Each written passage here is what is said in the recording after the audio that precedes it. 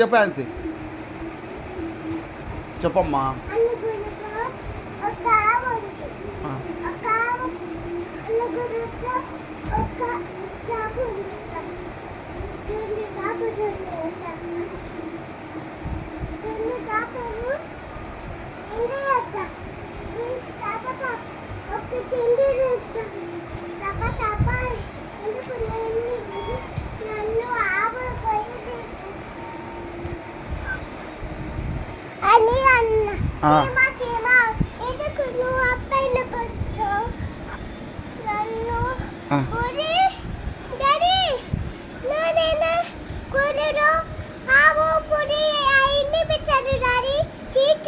టీచరా